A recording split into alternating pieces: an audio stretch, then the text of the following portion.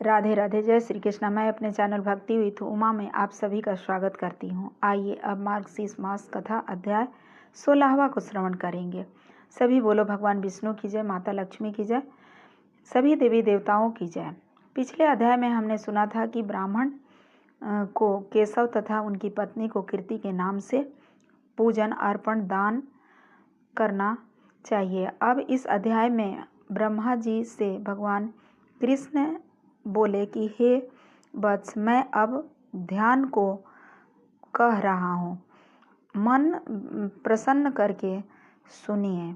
जिस ध्यान को सुनने मात्र से मनुष्य पृथ्वी पर सौभाग्य को प्राप्त करता है, सौभाग्यमान उस ध्यान को मध्य भाग में स्वर्ण के देदीप्यमान रत्नों से उज्ज्वल मंडप के पास प्रकाशवान उदित कल्प वृक्ष के नीचे प्रदीप्त रत्नों से जमीन पर स्थित कमल पर विराजमान नीलमणि के समान नील कमल के नीलकोटिमस अत्यंत बाल स्वरूप गुण के सदृश मुखादृतक फैले केश वाले भ्रमण समूह के व्याकुल नील कमल के समान अत्यंत सुंदर मुख वाले शोभायमान कमल सदृश चलायमान कुंडलों से प्रकाशित सुंदर नासिका तथा सुंदर मुस्कान वाले आभूषण से सुसज्जित भगवान कृष्ण को स्वतः कमल दूध और दही के बने पदार्थों को अर्पण जो नियम से इन अच्युत भगवान का पूजन करता है, वह थोड़े समय में संपूर्ण लक्ष्मी को इस लोक में प्राप्त करता है और मरने पर मेरे धाम में आता है।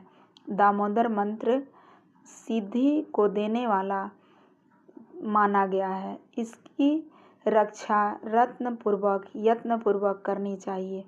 आलसी, मलिन, दरिद्र, क्रोधी, रागी, राजभोग की लालसा रखने वाला, सठ तथा कटु वचन बोलने वाला, अन्याय से वचन न मानने वाला, धन संचय करने वाला, अन्याय से और पर स्त्री गमन करने वाला, सदा विद्वानों का बैरी, ज्ञान शून्य, पथ से भ्रष्ट, केस से जीविका चलाने वाला, चुगलखोर, दुष्ट, अधिक भोजन करने वाला, क्रूर, आश्रितों को भय देने वाला, इस तरह के गुणों से युक्त मनुष्य को शिष्य नहीं बनाए।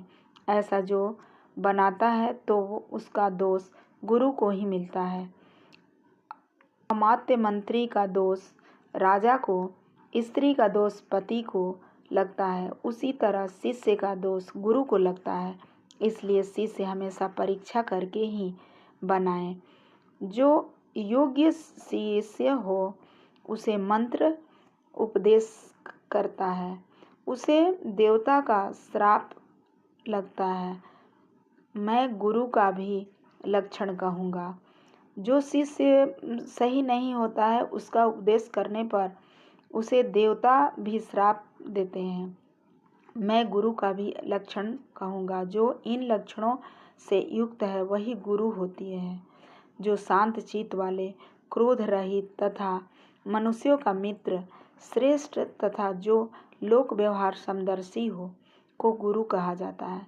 जो हमेशा मेरा व्रत करता है, नित्य मेरी कथा में लगा रहता है, कथा का सागर है, समस्त जीवों का कल्याण करने वाला है, स्वयं हर तरह से स्पष्ट है, सिद्ध है, समस्त विद्या का पंडित है, आलस रहित तथा समस्त शंकाओं को दूर करने वाला हो, लोकमान्य है, ब्राह्मण है, समस्त भूत भविष्य वर्तमान काल को जानने वाला हो और जो सभी पर अनुग्रह करने वाला हो।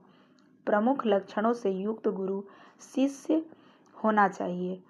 शीर्ष मास में और मेरे मंदिर में ऐसे गुरु से मंत्र ग्रहण करें। जो नित्य प्रति श्रीमद् भागवत पुराण को पढ़ता है, उसे प्रत्येक अक्षर में कपिला गाय के दान का फल मिलता है। जो भागवत का आधा श्लोक या श्लोक का एक पद नित्य पढ़ता है या सुनता है, उसे सहस्त्र यानी 1000 गोदान का फल मिलता है। हे सूत, जो जितेंद्रिय होकर भगवान के श्लोक का पाठ करता है, वह अष्टाक्षर पुराणों को फल का भागी होता है। जहाँ पर मेरी नित्य कथा होती है वहाँ वैष्णव वास करते हैं, और जो मेरी नित्य पूजन करते हैं वे कलयुग के बहिर्भूत कहे गए हैं। जो मनुष्य नित्य अपने घरों में हमेशा पूजन करते हैं वे समस्त पापों से युक्त हो जाते हैं और देवी देवताओं से वंदना किए जाते हैं।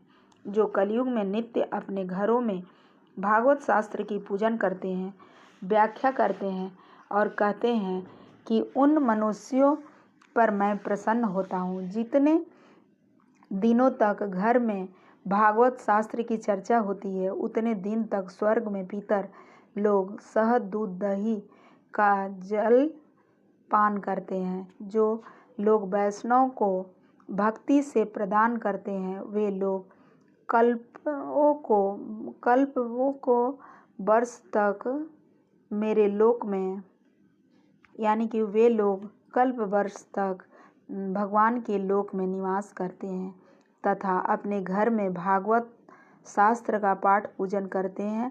वे लोग प्रलय पर्यंत तक उस काल तक के लिए समस्त देवताओं को प्रसन्न कर देते हैं। कलयुग में जिस घर भागवत शास्त्र नहीं है वह चंडाल से भी अधिक नीच है।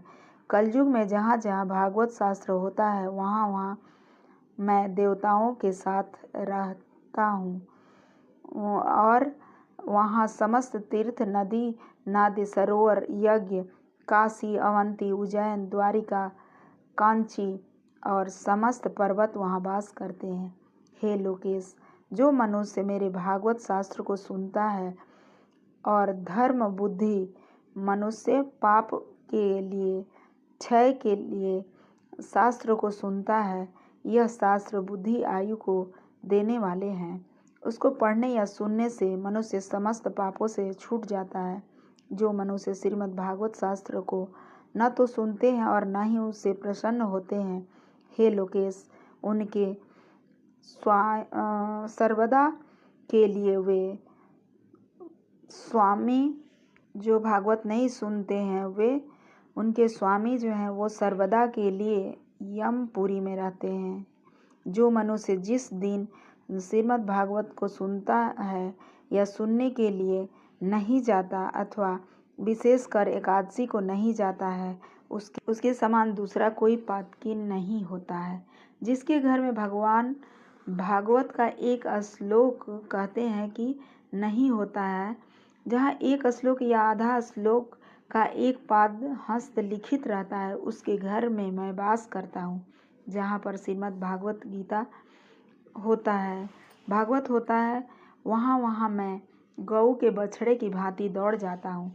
जो मनुष्य मेरी कथा का वाचन करता है और जो कथा को श्रवण करता है मैं उससे प्रसन्न होता हूँ। मैं उस मनुष्य का त्याग नहीं करता जो पुण्य भागवत को देख करके खड़ा नहीं हो पाता।